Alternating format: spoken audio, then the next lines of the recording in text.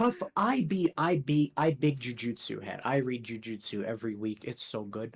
Many months later. Read weekly. Like, I think it's Jujutsu's way better on the binge than it is weekly. This longest fight of all time is not my favorite thing. Yeah, but I'm sure it'll be better when I reread. Yeah. Two, my main critique is probably the one everyone had. So I guess I'll be vague. The Nobara shit is the worst. You told It's me the about worst. it. It seems terrible. The worst. It's the worst. It's holy shit. Is it dumb? Honestly, it sounds dumb. the way you described it. It sounds embarrassing. No, it was dumb when it was revealed in the interview, and when they revealed it in the actual manga, 2 weeks later, still dumb, still bad, god awful. All right, Cheeky, do you have the Jujutsu plan? So just be nice first. Yeah, you remember the Jujutsu plan for our Jujutsu video? Yeah. Yeah. All right. So who do you think do you have your Jujutsu microphone? Yeah, I have my Jujutsu microphone. All right. Are you opened up Jujutsu Discord on your Jujutsu laptop? Yes, I I do not use a laptop. Thank you very much. Oh, sorry, your Jujutsu PC. There you go. All right. So, Jujutsu Kaisen, fun manga, right? Yeah, it was a lot better on reread. Thank fucking god. Oh yeah, shit. no, like again, there's so many times like instances where I'm thinking like I would hate to read this weekly. Like I love the comedy fight between Comedy Boy and It was Kenjaku. actually fun to read weekly. I was having the time of my fucking but I'm like kind of imagining that people reading that weekly were like you're kind of stuck. It's like what, like a whole volume almost. So like you're stuck there for like 2 months watching that fight, and I can imagine some people weekly getting fed readers up. were annoyed because this was right after the Gojo fight. Like, Yeah, I fuck know. you, bring me back. Yeah, I know. I can imagine a ton of stuff like that. But I think like the thing that probably makes it worse is all the fucking leaks, because I haven't even been there, and yet I see them everywhere. I see everyone talking about them. That's just how the fans discuss it. Holy shit. But it's cool manga. I can't think of a single manga in recent memory where leaks are nearly... One Piece is not this bad. Yeah, no, One Piece is not bad, and One Piece is fairly bad compared to most manga, because it's like the most And the popular thing is, like, thing it's right not now. even like the last time leaks used to be this bad was back when we didn't have stuff like Jump giving us official chapters on Sundays, or even like a reoccurring, because it wasn't always TCB, it used to be other things, but a reoccurring website that would always drop them around Wednesdays or Fridays. Back during like the hell times, where you were lucky if you got your chapter at all. Back during that time, it didn't really matter that leaks are bad because everything sucked. But things are good now. So why do you fuckers keep reading the leaks? Stop it. I'll never these people are just they're subhumans. They're just subhumans. I'll never get it. I'll never understand it. They definitely don't. I don't like I remember we watched like NC Hammer and he was like, I was having such a hard time because all the leaks I read were just summaries. And I like having pictures to the story I read. It's like, then wait for like TCB, you impatient psychopath. You know, didn't you tell me that like the day he uploaded that video was like the same day TCB would have updated? Yeah, so like even if you want to do the channel grind set, he was like a day behind, so he would have been fine. I know, just God, it's so stupid. But anyway, good things about Jujutsu that we like and are cool. What are they? Toda. Toto is my king, and I love him so much. He gives me life. Toto is really great because he's like almost like a Mary Sue because he's great at fighting. He has a great technique. He can beat grade 1 curses with his bare hands. He's a fucking menace. He inspires the shit out of Itadori. He's always there when you need him. But like the one thing that keeps him from being like Mr. Perfect is that everyone in the series hates him. I remember this man. I remember I almost like hated Itadori because of the scene like after they beat the tree guy, and he's like, Yuji, my brother, and he runs away. I'm like, what the hell are you doing? That's Toto! That's your boy Toto, that's your brother! Why would you do that? I hated him now. I just decided that I hated Yuji from then on. Develops to accept his non-brother brother. Yeah, you know, so eventually to accept both. Eventually I started to like him more because he started to actually like Toto. So yeah. Other good characters, Maki's really good. Yeah, Maki I think was my favorite. Just like basically based on like the whole Zenin thing. Yeah, I also like her relationship with Mai a lot, which is cool. You know, like how it's a fun iron that like Mai like, you know, kind of objectified herself for the sake of the family, and then she dies to become an object like a sword for her sister. That's pretty cool. Yeah, it's neat. Oh, one we can I think the other cool thing with them is just like how they explore like It's intentionally broad, but like in the context of the Zenin family, it's like misogyny. Yeah. Because the point is like they are one in like the twin sense and the broader sense. It's because they're both women from the same era growing up in a patriarchal society, and one leaves it and is able, and that's why she has no cursed energy. She's like the one fully freed from it, and the other stays under it, but both suffer because one is still suffering and the other is just avoiding it, so neither one is able to fully avoid the problem. The only way they can get over it is for the one who's like, fine, I guess I'll be a forced trad wife and hate myself, gives up on that, so gives up her little spirit pressure. I think that's the whole thing. Not spirit pressure, fuck you, Bleach. Cursed energy. uh, I think that's why she has a little bit of cursed energy, because she's like the one who adheres slightly more to what the Zenin want. So she gives it up, and then they fucking kill all of them, and it's cool. Yeah, and I also like how obviously like they broke the glass ceiling, they broke the patriarchy, and so like in the culling games where all these rules that all the sorcerers have to follow, Maki can just ignore all of them because like she's almost now. no rules apply to her. Yeah, she's Mrs. Freedom Lady now, so like she can just like walk through all the barriers. I like it. Yeah, it was cool. We're just going down like the characters on the new tier list I made. Next, Gojo is a good character. Gojo's really good. He's really cool and great. Good. He's he's a really good, fun Buddha insert for a battle shonen. Speaking of Buddha insert, whenever I hear someone say the most iconic line in Jujutsu Kaisen, and they say in heaven and earth I alone am the honor one, I get pissed. That's a fucking Buddha line. yeah, you know what I think is really cool about that line? Oh no, it's like when the Buddha is at like his most like self like righteous and ignorant. Yeah, his most like arrogant, because it's like as he's born he's like, I'm gonna be the coolest boy. And the thing is, like, both you and I had heard that line before we saw it in Jujutsu. I know it because in Soul Eater, in the manga, cowardly anime, at least the dub I think cut it. In the manga, when Black Star fights Mifune in chapter 0.2, that's the line he says.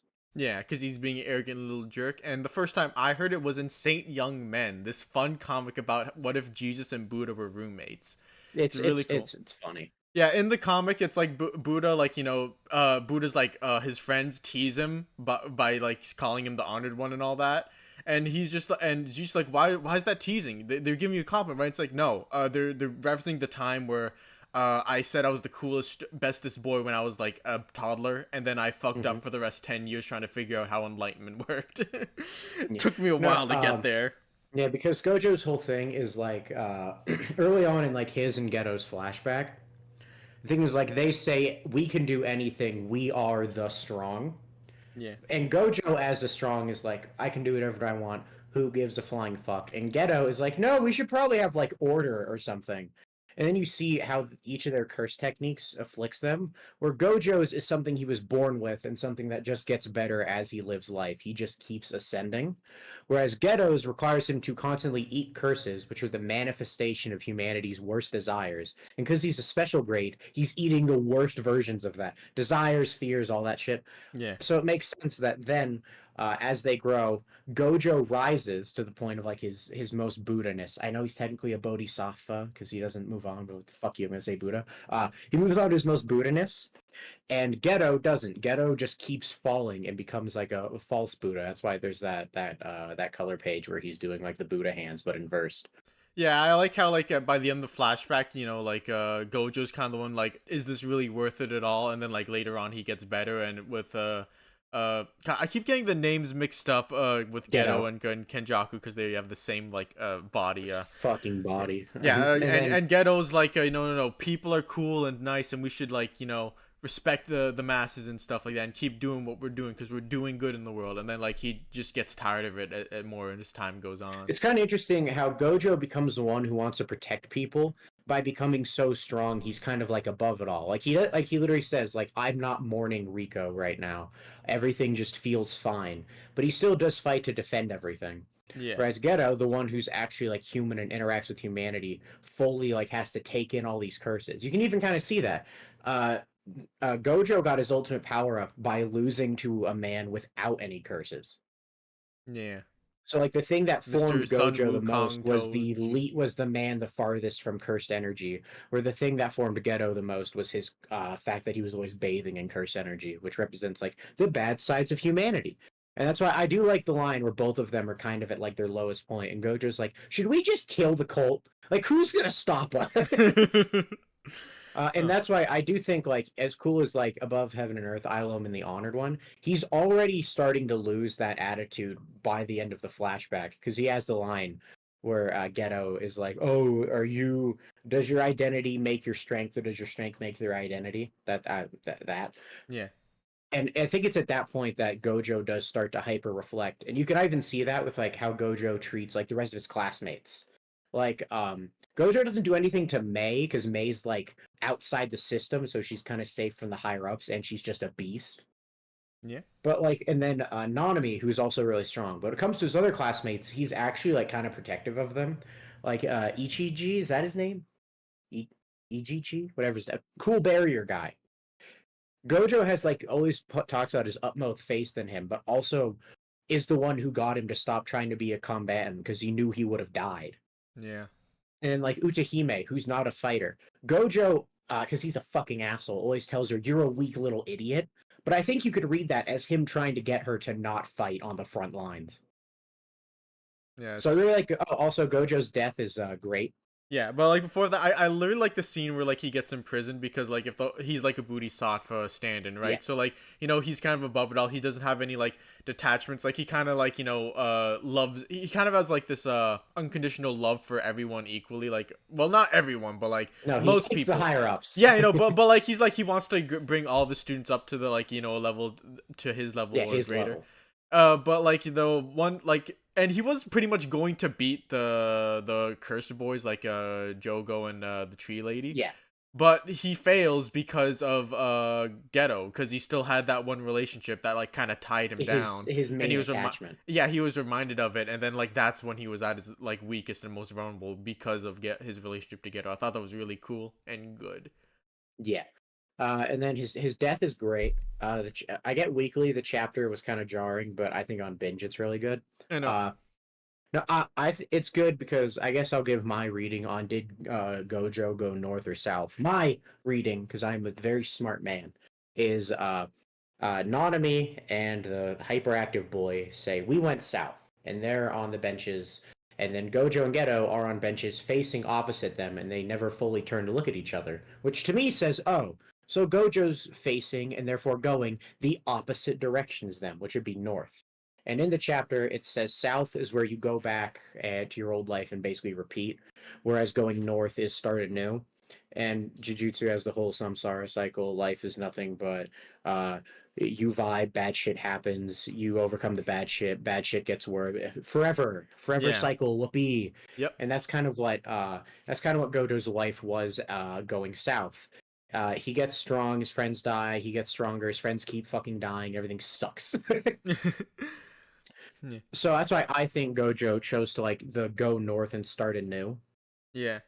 That's And my read. That's also why I think Geto is facing north and the principal is facing north. Because they are all the ones who like Geto specifically just fucking hated everything and does kind of want to start anew. Gojo too was really suffering from his life and kind of wants to like escape from it, especially because he and the principal have the same thing of they left something behind. The principal and Panda and Gojo and his students, so they're comfortable to start anew. They don't need to keep going through their cycle. yeah, and if he is like a Buddha stand-in, this is like his big death. Like it might be implied that like this is when he escapes the cycle, which is like he becomes something new now because he's like a full like Buddha figure now. Which is also implied because right before he dies, he literally breaks the samsara wheel on Maharaga. Yeah, and I know Maharaga is not the technically correct translation, but Maharaga sounds really fucking cool to it say. does sound I like cool. saying it. And one thing I really like about Gojo is just like because again like his abilities are like a fun like take on like a battle shonen Buddha powers thing because like he's untouchable, which like yeah that's kind of like what happens when you like ascend above it all, and B his domain expansion which like inputs information to people's heads because enlightenment's supposed to be like you finally understand the cycle in the universe and all that jazz, so it's like he's inserting all that information into the minds of people unprepared for it and it like kind of breaks them, and I think that's kind of cool. It also kind of Yeah, like a fun irony because like he's a teacher, right? So he wants to teach people things, but if he can't teach for shit. if he really tried to teach you, he'd kill you. Which does kind of match the thing of how like everyone points out Gojo's a god awful teacher, and the only person who ever seems to learn anything from him is Yuta, who we will get to. I'd say the last fun thing about Gojo that I want to point out is in the manga specifically, we don't really see Hollow Purple as like a Kamehameha like we do in the anime. Hollow Purple is always portrayed as like it's either something where we see the after effects of it, like when he attacks Hanami, or we only see it as like a really intense text bubble when he kills Toji, or it's like a explosion when he's fighting Sukuna. We never actually like see it. Yeah, which I think is very cool. Yeah, I think honestly I haven't like watched the anime, but like I kind of think I prefer that take over the Kamehameha because like I always took it as like it's literally like a void of nothing that just destroys everything in its path. That's why, or like it, or like it reduces something to nothing. Yeah. So like you literally could not see it with your eye, but you would just see like what it destroys. And I thought that was a cool way to illustrate that. That's why I like this called Hollow Purple. I think the idea is like it's like emptiness. It's just called purple because it's red and blue combined. Yeah, Gojo good. Gojo is really good. He's good, cool boy. All right, we already talked about Ghetto, so I guess I have two more very good characters. Ooh. Yuta is next because I like Yuta a lot. Oh, Yuta's the main character? You can tell he was built to be at one point. My God. Yuta's really cool because, like, I'd say the most main character DNA that's still in him is his relationship with Gojo. Yeah. Because, like, Yuta's, if you haven't read, it's not fucking called Jujutsu Kaisen 0. Fuck you. I'm petty as shit. People always ask, when should you read Jujutsu Kaisen 0? It's called Tokyo Metropolitan Curse Technical School, bitch. And it came out before Volume 1 of Jujutsu, so you read it first. I remember, like, I was already, like, 3 volumes in. I'm like, hey, just give me a heads up. When should I read Zio? And it's like, you should have read it already. Yeah. So, yeah, which you can tell because, oh my God, do they not shut the fuck up about Yuta in early Jujutsu? And they just show his face like I'm supposed to know who that is. Yeah, so anyway, Yuta's really cool. I think his return adds a lot of fun things. You can see some of the ways he's grown and like he tries to like do the Gojo role where he does what Gojo did to him and Gojo did to Itadori. He saves someone who's on the chopping block for having a curse inside of them. Yeah. It's like, okay, he's already kind of filling in the Gojo role. And then when he fights fucking Granite Blast and Sky Manipulator and the Bug, for one, it just shows, oh my God, Yuta's so strong and cool. He is so strong. But it also kind of shows some of the ways he's changed and grown. And you also get to see like his general sense on like humanity, which is like Gojo's whole thing was like anyone killed by him counts as a kill. Anyone killed by a curse is just like something you kind of have to fucking deal with. Yeah. Whereas Yuta, I would say, is a level beyond Gojo, where he like literally like stationed Rika to protect civilians while he tried fighting on his own. So like he's like a bit farther in Gojo on the protecting the populace thing. And then finally, probably the coolest Yuta thing he does is when Gojo gets sealed by Kenjaku, Gojo's like, Yuta, bitch, he killed your own body. And Kenjaku's like, Yuta can't be the next Satoru Gojo. And that is literally explored when Yuta shoves his brain in Gojo's body. Yeah, and like Yuta even has the line where he's like, I can't let Gojo be the only one who's a monster. So like Gojo's whole thing of like the isolated top tier, Yuta as the second strongest sorcerer is trying to fill those steps. And it also answers the question of like, did Gojo's strength make his identity or did his identity make his strength? Because Yuta can barely do shit inside of Gojo's body. Yeah, it's true. Yeah.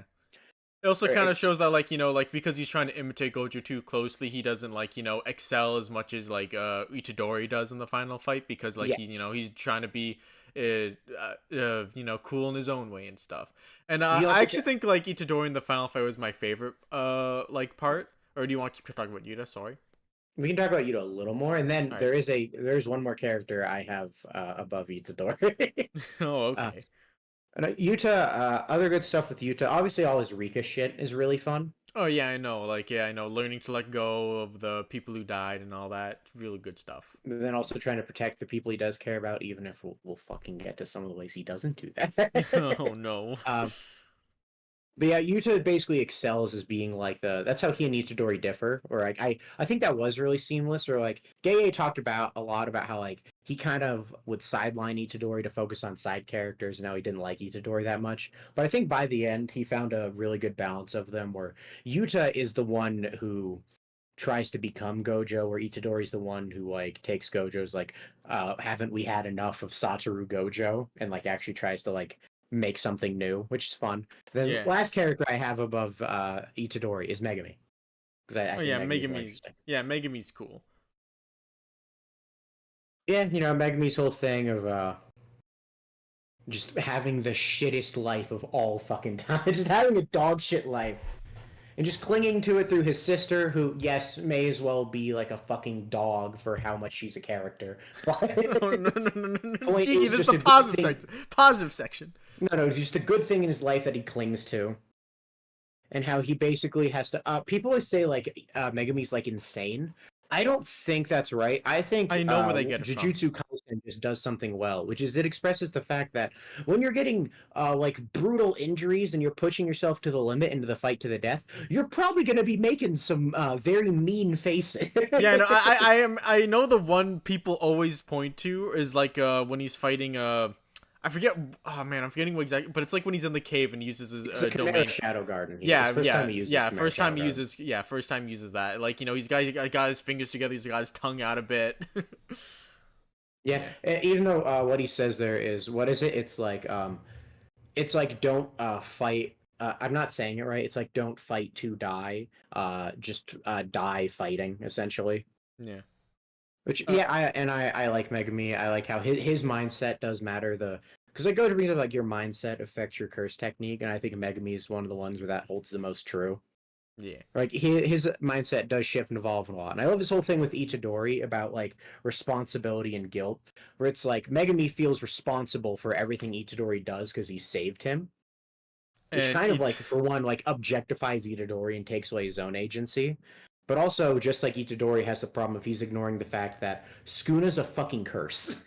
Yeah. It's a curse. That shit's going to happen. Yeah, they two both kind of put unfair expectations on themselves because of Yeah. Skuna. That's pretty Well, cool. I think that's why he fights the guy with receipts, because like Megami's whole thing is like debts and being owed things, and this guy's whole thing is like literally a power based around physical proof of being owed something.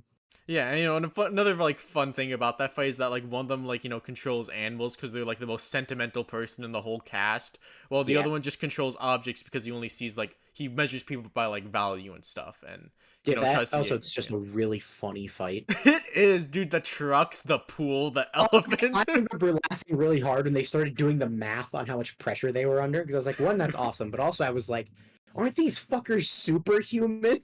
Why are we bringing up? It's like, oh man, the Oh. average human can withstand this. It's like, dog, Megami can like fucking punch a guy's head off. I know it was good though. And then we talked about Ghetto, who, yeah, even though Ghetto was technically only the villain in Volume 0 and then the flashback, I think Ghetto is easily Jujutsu's best villain.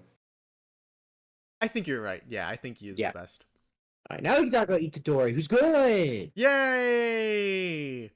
So obviously, like the coolest thing about him, like for the most part, is just that like how like Jujutsu Kaisen is about like curses and stuff like these negative emotions that people leave behind after death to become monsters and all that, and how Yuji's just like haunted by the deaths of people around him in different ways. Yeah, Like, and how he internalizes them, and how like each major death shifts his perspective a little bit. Like his Yeah. grandpa's just like protect people, and he's like bet, and then he has like a martyr complex. And then Junpei dies, and Junpei doesn't really like actually leave a curse with his words, but it's more so Itadori's thing of like it he raises the question in Itadori's mind of like what it means to have a natural death and stuff like that, because curses are natural. His idea that you can't have a natural death from a curse wasn't quite right. That's why by the end Itadori says, I don't really care how you die, I care more about how you lived. yeah. And then Nanami dies and says, I leave it to you, something that he thought wouldn't curse Itadori. Fucking oops. Uh-oh. Yeah, they're just because basically then just doubling his sense of responsibility, right? yeah, where he switches from like a hero complex to I don't give a shit about anything. I'm just a cog in a machine, which he says repeatedly. Yeah, obviously, like, all the people Sukuna killed in Shibuya also just weighs on him heavily. Yeah, yeah. So Itadori then enters his like cog in the machine mindset, which you see for a while. But then, as like even Gamble Boy points out, it's like even though Itadori just acts as a cog, so he accepts the cycle he's in, he clearly still has like a fire in him, and he finds that really interesting. And then you see that with Itadori. Like Itadori does just do the cog in the machine thing. He beats the curse like he's supposed to. He doesn't fucking redeem it or fuse with it again. He just fucking kills it. But the proof that he's a cog with fire is he doesn't just do that. He offers. He says, Skuna, I'll fucking eat you again if you want. And Skuna's like, fuck you. And one thing that could have been touched on more, but you could still read as subtext of like a way he's a cog, is Itadori was born. I don't think he was outright stated to be a vessel for Skuna, but he was kind of born to be a vessel for Skuna because his dad is the reincarnation of Skuna's twin brother, and his mom is Kenjaku, and he has a very hefty body. Yeah, he weighs 90 kilos or something. Yeah, even though he's short, and which the author drops because they realize that it's kind of annoying to constantly draw how heavy your character is. Yeah. Or like just the fact that like people don't shut the fuck up about how jarringly strong he is. To the point that several people think, oh, he has heavenly restriction, right? He has to. Wait, that was a Black Flash. No, he doesn't have heavenly restriction. You can only have one of those two things. Both. Now, obviously, I think the best thing about him is his domain expansion at the end. Oh yeah, like, it's really cute and fun. Yeah, like it's kind of cool how like like it seems to be like a non-violent zone thing, kind of like Lawyer Boy. So you could say he kind of learned a bit from that. And B, like, how he just wants to talk with Skuna and, talk no jutsu him or whatever. But, like, the thing I like about it is that, like, Skuna kind of sees the, the big cycle he's in as, like, nothing but a series of highs and, like, lows, basically. Where, like, he's just saying, I'm just passing time until eventually the cycle ends, which it never will because the cycle never ends. So, like, he's just a, like, a hedonistic, does whatever he wants kind of guy. Points out, like, all of the little nuances and changes in his life. Like, he points out learning that Santa wasn't real. And that is, like, an example of, like, a change in someone's life. But it's, like, very minor and minute, which is, like, kind of his point. Yeah, like, it's that there's stuff within the cycle that's worth appreciating, and even, like, the small, tiny things. And that's kind of how you do get the most out of life. So it's kind of nice. You have, like, Gojo, who's, like, Mr. Buddha Man. He's gonna, ascend the cycle. And then Itadori's the guy who's like, this is what's cool about the cycle, and why I don't mind being here. Yeah. Or, like, another one is the... Like, I think if, like, stuff like the Santa shows Itadori accepting how the cycle is just, like, always constant. What I think shows the idea of, like, highs and lows are about perspectives are the crawdads they catch, where Skun is like, mine's bigger, fuck you, and Itadori's like, well, actually, mine's more rare. It's literally, like, you can, it is about perspective.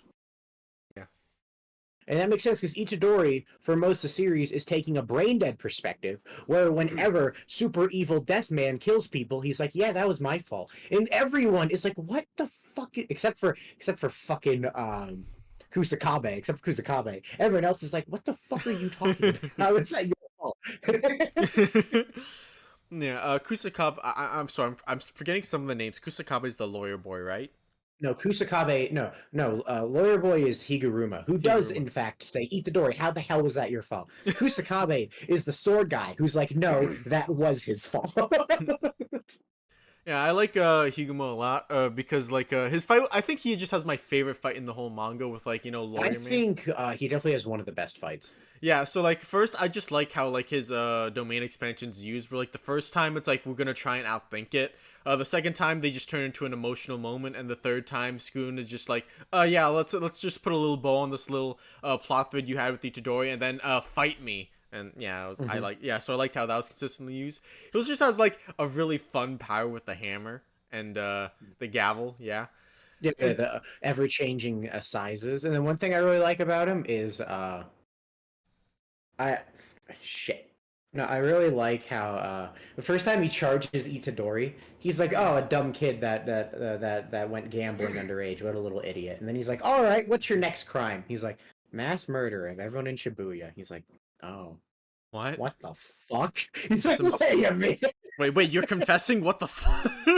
He's like, first of all, you're related to that at all is insane. Second of all, you didn't even do it, kid. What is wrong with you? Yeah, that's like the cool thing about him is that he kind of just like became disillusioned with the whole like juries, sorry, not jury system, but Legal system in general. legal system. But then like his domain expansion just copies it like verbatim. Everything good and bad he's about just it. no longer a defense attorney. Yeah, he's just a prosecutor now. And almost, yeah, and the only thing he's not is judge and jury because that's a Shikigami. Yeah. It's almost like he's putting it's kind of like him venting his frustrations, where he's like, everyone blames me when they fail at their defense, so I'm gonna make them defend themselves. Yeah. He was a good character. I like him. And then I guess you can just speed run minor characters that are fun. Gojo's a blast. Not Gojo. Jogo's a blast, and I fucking love him. Yeah, no, He's Jogo's a fun villain. He's cool. I like all of his fights. He's fucking ball and burn people alive. I love him. He's that trope I love about like a high tier who just never gets a good fight because he's always fighting someone comedically stronger than him. And good for him. He does actually get one of the best fights in the series. Yeah. Yeah, I just like how he kind of represents like the general idea of like the broad curses, of how his whole thing of like wanting to be a true human wasn't the same as Mahito's nonsense. It was just that he wanted to be recognized for something, and he was. So then he dies happy. Good for him. Yeah, and Mahito's really cool. Oh, Mahito's great. I fucking love him. Yeah, I know. I was like thinking like he's probably the one villain that might be better than Geto, but yeah. I think I think they're definitely the two best villains in the series. Yeah, I like him a lot. Well, I guess not him. He's supposed to be like androgynous, right?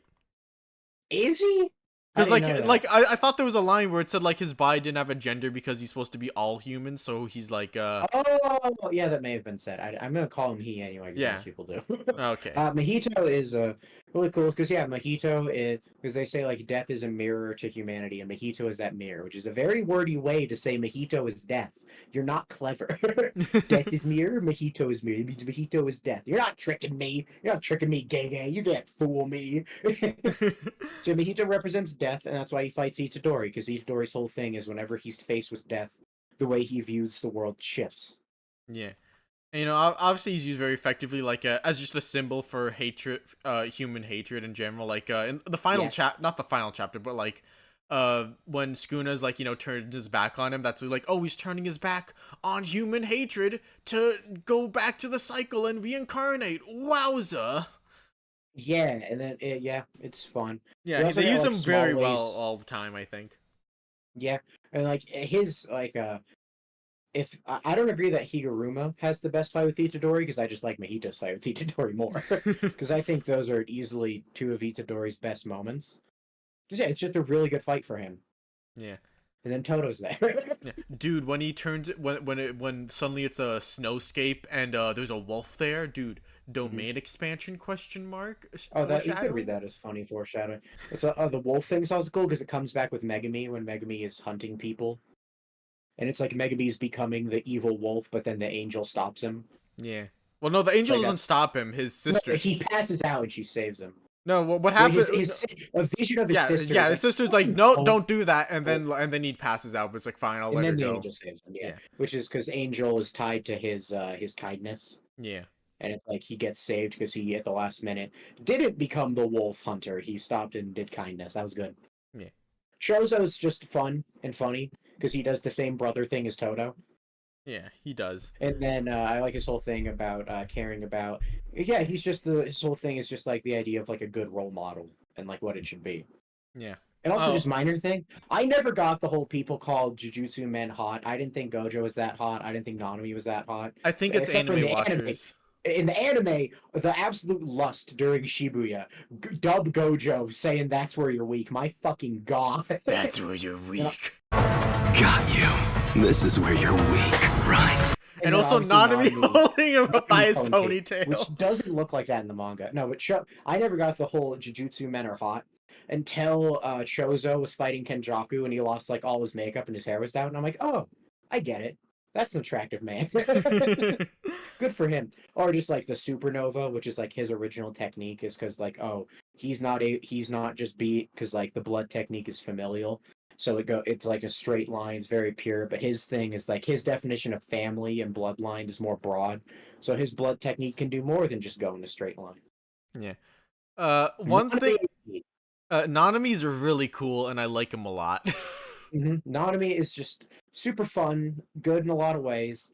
He left because his friend died, valid, and then he joins the workspace, and he's like, wait a minute, both of these jobs suck ass, because it's like the point is you can't escape the cycle no matter where you go. But he's Yeah. like, at least when I was a sorcerer, I wasn't fucking people over. Yeah.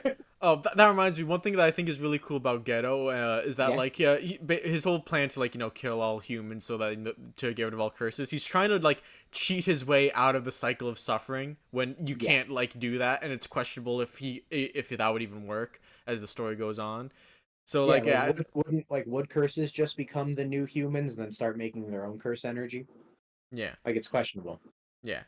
So, again, cool about like one friend, ascending the cycle, with the proper way, escaping Samsara, while the other's trying to like skirt Samsara to the side and cheat around it. That's cool. Yeah. Yeah. And one thing this isn't like a great character, but one minor thing that I liked about I'm forgetting his name, but he's like that old man, the old elder guy that Gojo No, keeps. I actually do like Gaku Ganji. I have one thing I really like about him. You can say yours first. I love that he fights with a guitar, because like when you first see him, he's like this old fuddy-duddy, like, oh, For the same reason I do. Good. Oh, he's this old elder man. Oh, you've seen this trope 1,000 times before. Then like it turns out he fights like he's with a guitar, and an electric guitar of all things. And it's cool because it gets recontextualized, because we learned that higher ups hate Jujutsu powers that involve modern technology. That's it. Yeah. But whereas Gaku Ganji, and like that's why Gojo says like, you're the old higher up that I can tolerate the most. And what's even cooler about Gaku Ganji's guitar is I know guitar history. I'm sorry, I'm a fucking nerd. Jujutsu takes place in like 2016 or something. He's like 76 or something. So growing up for him, electric guitars already exist, but the one he's currently using is from the 80s. So he actually did have to evolve and change what guitar he uses. Yeah, that's That, what like he is willing to grow and adapt with the modern era. He's not as stupid and stubborn as the rest of the higher ups, or like he evolves. Yeah. Like when he gets the curse from Yaga, he doesn't spread it. He keeps it to himself because he understands Yaga and how that wasn't some evil, fucked up special grade thing. That was Yaga explaining how he made his son. Yeah, it's cool. I liked him. He was a fun side character. Yeah. So and then Nanami, I think, is probably the best character that dies for the sake of another in the series. I think Mai's my favorite, but Nanami's is good too.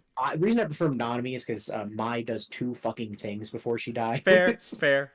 Whereas Nanami gets like a bit more like it would if Nanami was around for like another arc before he died. Would I be happy? Yeah, because I like Nanami. But I think his death was really satisfying. The main thing for me is Nanami has a line where he's like, "How dare they?" Because he sees that his friends are almost dying, and then we cut to the Water Boy curse, who says like, "How dare you?" in relation to what they did to his friends. And it's like, oh, Nanami and this random curse are literally mirroring each other. They are both doing the whole cycle of negative energy, just taking it out on the people around them. And that's why he just dies to a stronger person on the curse's side, just like the Water Boy died to a stronger person on the sorcerer side. Yeah. So there's one character we probably should have brought up earlier. Mr. Sun Wukong. Oh, I do like Toji a lot. Toji's great. Yeah, I know. I just love him because he's literally just the Sun Wukong stand-in for Gojo's Buddha. Mm-hmm. It is fun, yeah. And everyone likes him because Sun Wukong is like an innately likable character. When you're talking about hot Jujutsu men, I think Toji might be the hottest one, honestly. That's valid. That is valid. Toji is very fun. He's kind of a glimpse at how, like, if we want to do like the misogyny angle with the Zenin, you could say the reason Toji gets to excel where Mai and Maki don't is because even though Toji is lacking in some way, which I think Toji's whole non-cursed energy thing is like a lot more broad. You can read it as literally any failing he has that the family doesn't like. Yeah. But the one thing that is like he's not a woman, so he actually does just fucking thrive to the point that Naoya, the little incel boy, hypes up Toji and thinks he's fucking awesome. Oh, yeah. And then Toji's so cool because it's the whole idea of like because the framing is basically those without cursed energy. If we do like the worlds of Buddhism, Those without cursed energy are monkeys or animals, so like Toji and most of humanity. Sorcerers in that case are probably humans, and then the like special grades would be like the realm of the gods, because Yeah, Toji's yeah. whole thing is Ghetto he. does like compare like sorcerers to gods a couple times, which I think is cool. But I think the general way you would have to read it is regular sorcerers are more like the humans in the cycle, Yeah. and special grades are the ones that act more like gods, like Ghetto, Gojo. Even when Ghetto's doing his whole "aren't we gods," he says it to Yuta, another special grade. Yeah. And Toji is the one who, just like Sun Wukong, enters the land of gods and fucks shit up.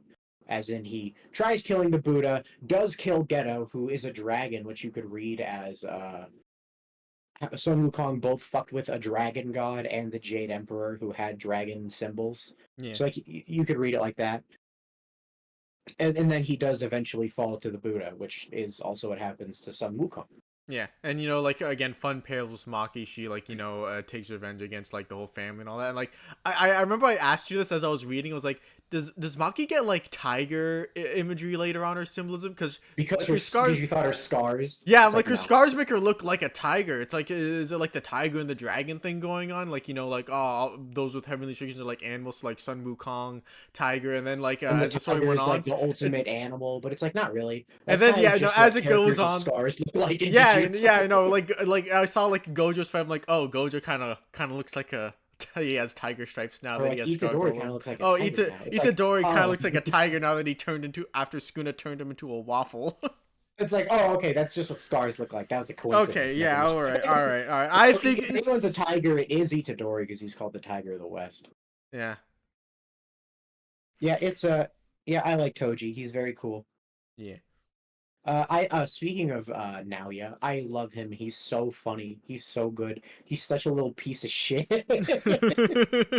He's such God. All good battle shonen need like an incel bug man. Like a requirement. It's like a requirement. Yeah, I mean, if you want your season to be good, incel. right? He's more of a misogynist, but whatever. He's just good and fun. He represents the Zenin very well, because that's one thing I kind of get, where it's like to show that the Zenin are behind their old man, opposed to Gakuganji, who kind of goes with it. Their old man does nothing but bitch and moan about how his power is really cool and all the newfangled kid stuff is dumb. Yeah. I think having it be frame rates is awkward because that still kind of invokes like futuristicness. But I guess maybe that's because the Zenin aren't the most conservative clans. They don't have the most conservative power. So I guess that still kind of fits. Yeah, I guess kind of. So yeah, it's fun how like that. I do. He inherits. Yeah, I also like about like the whole Zenin clan is like while they're fighting Maki, they're like constantly like underestimating her like until the very end because they literally cannot see what is special about her, and I thought that was kind of cool. They're physically incapable. Yeah, that was neat, and the same applies to like Toji, right? Yeah, or like he's just a monkey, but then turns out he's the strongest goddamn monkey on the planet. Yeah, or even kind of fun with Maki is the techniques used against her are like stopping her from moving, just hands that beat the shit out of and hold her down, and then like a freezing glare. So kind of just like a general representation of what we hear happens to like women in the Zenin clan. Beatings, being trapped, and judgmental glares. Yeah. Like literally, it's like they attack her with the three things that she grew up facing. And Naoya doesn't do that, but what's kind of cool is like Naoya's whole thing of like, he seems advanced because his attack is so fast, but quite literally it's an attack that caps and limits your speed. So like even though he wants to say he's as great as Toji, the problem is his technique, especially the way he's using it, literally limits him. Yeah. And Maki too, so he still like fits in with the whole like restriction thing the rest of his family has. Yeah. Yeah, it's good. Yeah. Anyone right. else?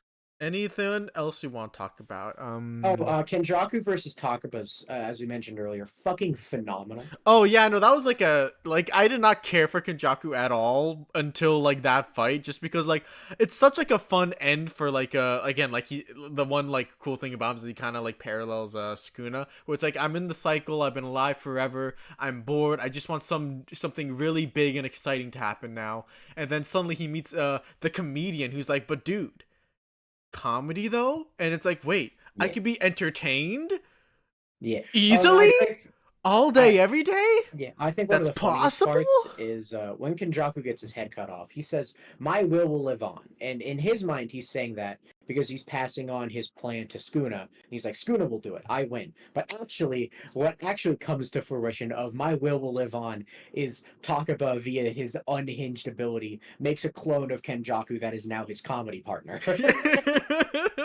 I love that fight so much. Like, Yeah, it was so. it's I such love a- how that's- corny, like the jokes themselves. I didn't find that funny, but I love the corny Also, energy it had funny, was just impossible not to get dragged into.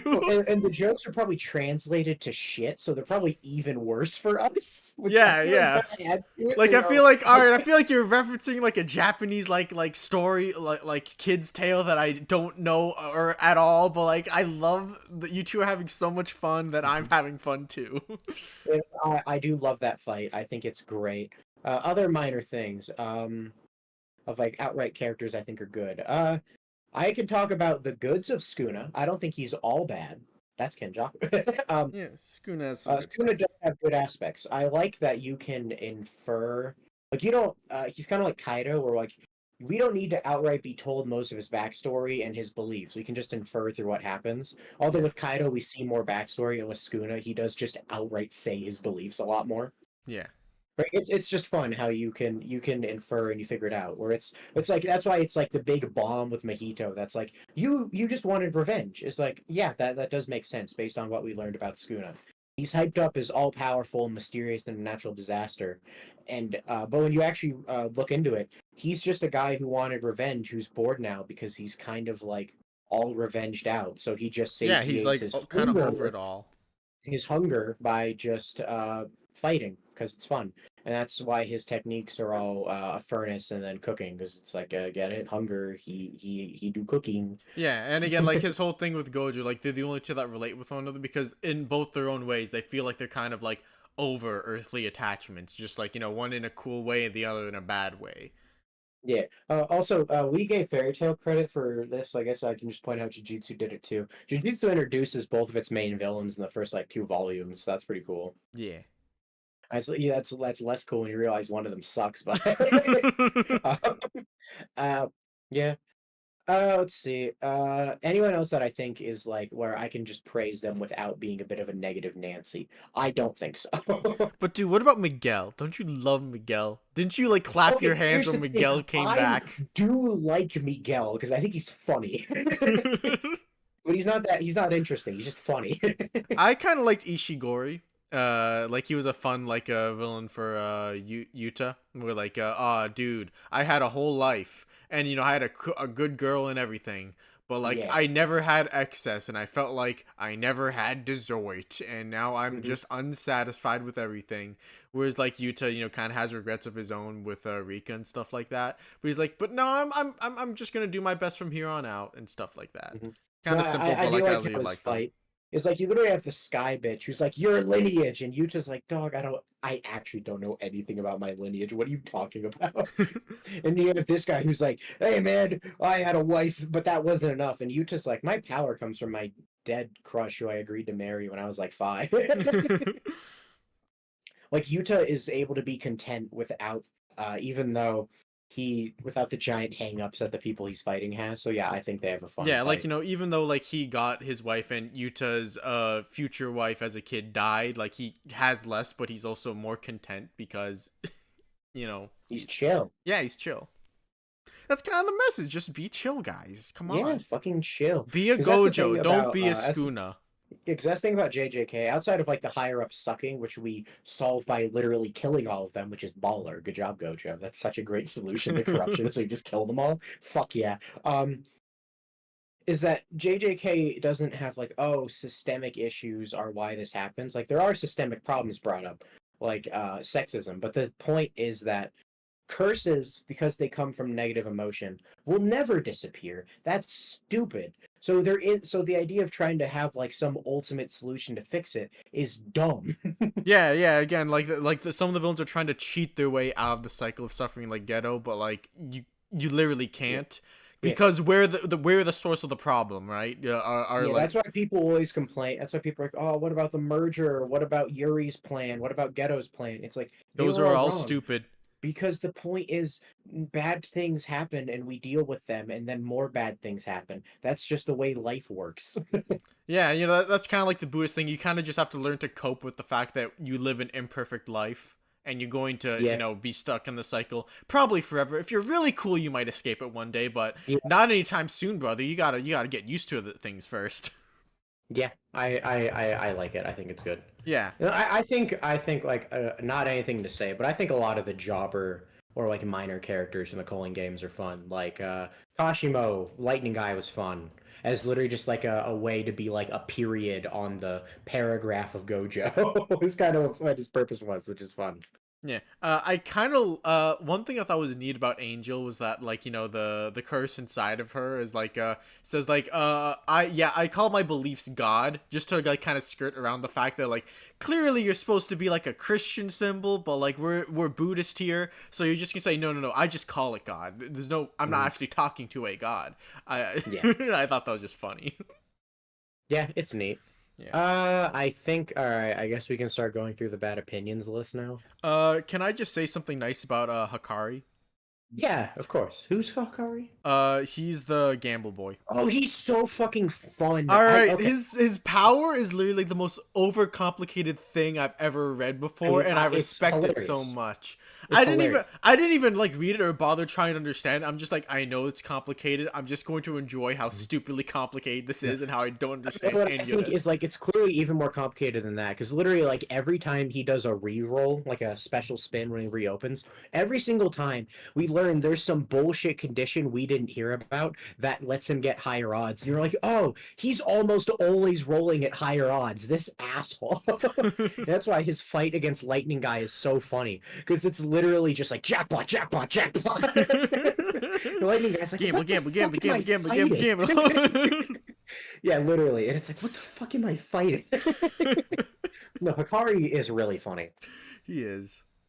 All right, bad opinions. What? I guess we can start 'em. Okay, all right. Oh God, how long have we been saying good things? A while. Good. That's 15 good. minutes? Oh no, this is gonna be like 2 videos we're gonna do now with JJK, isn't it?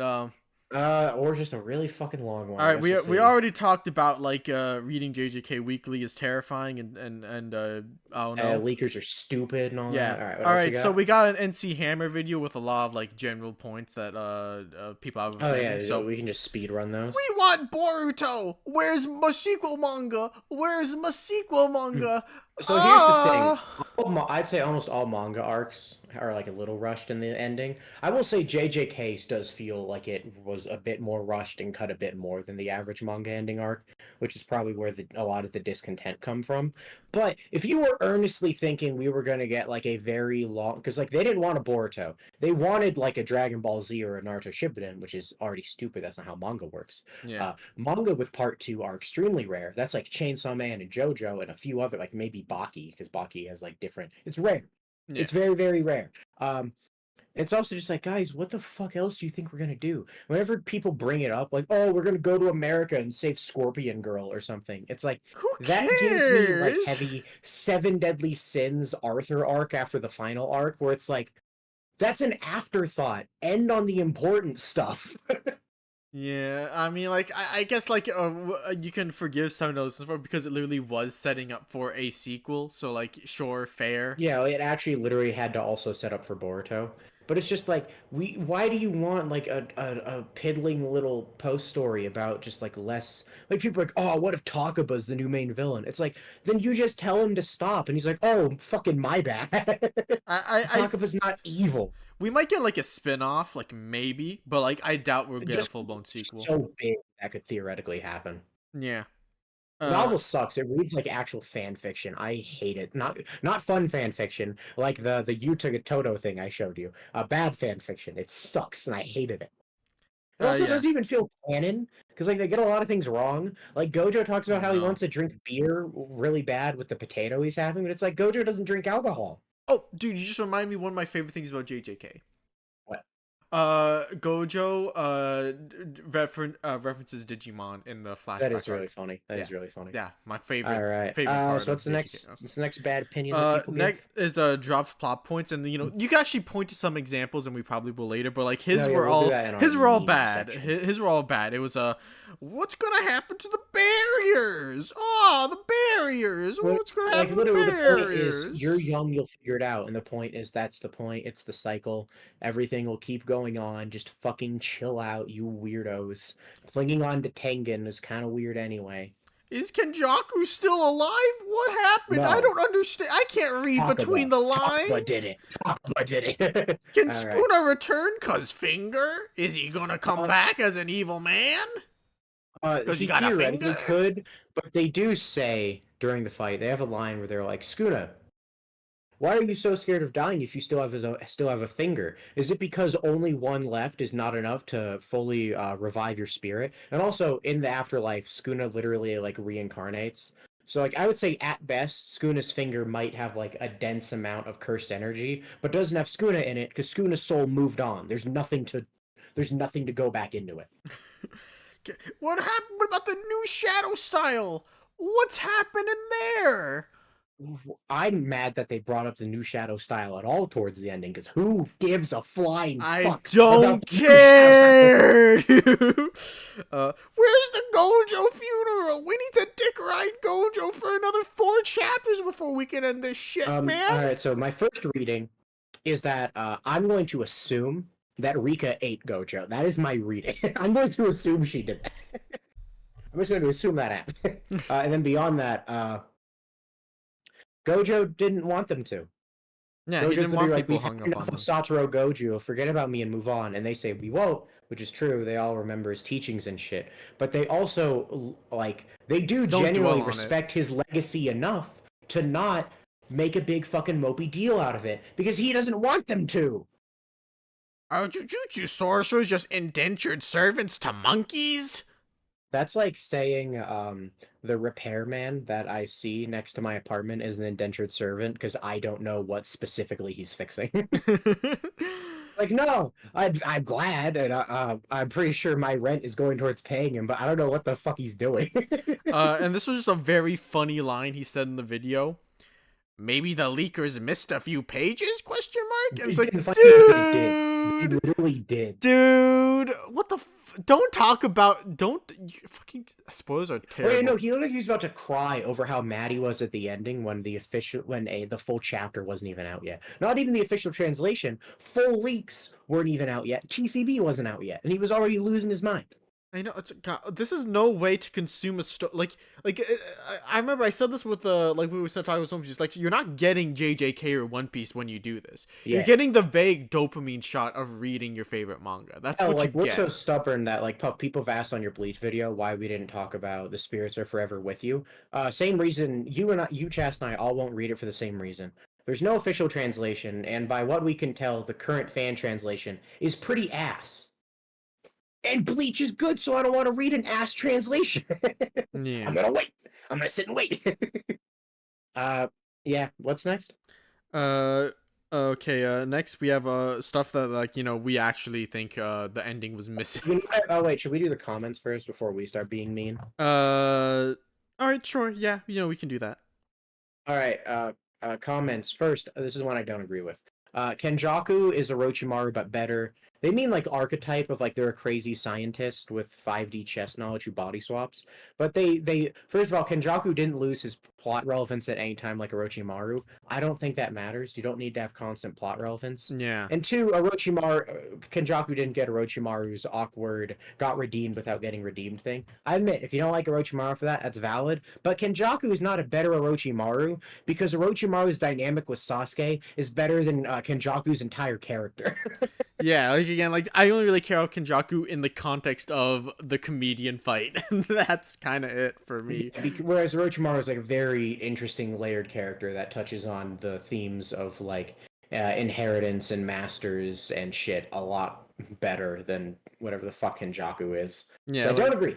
Yeah. Do you have any? Oh wait, I found another one. Their two favorite arcs are death paintings and and Toto and Yuji versus Mahito. And I think that's kind of like one thing a lot of shonen fans do that I don't agree with is they have like rose tinted glasses for the early, very mid arcs. It's like when MHA fans say the best arc is USJ. It's like, no, it's not. You're wrong. Yikes, dude! Come on, you could have picked like 5 things better than that. Yeah. No, where it's just like I think Death Paintings is fun, and I think Yuji and Toto versus Mahito is definitely one of the best fights. It's weird to say arc because that's not an arc. That's part of Shibuya, which is one of the best arcs. Yeah. Yeah. Let's see here.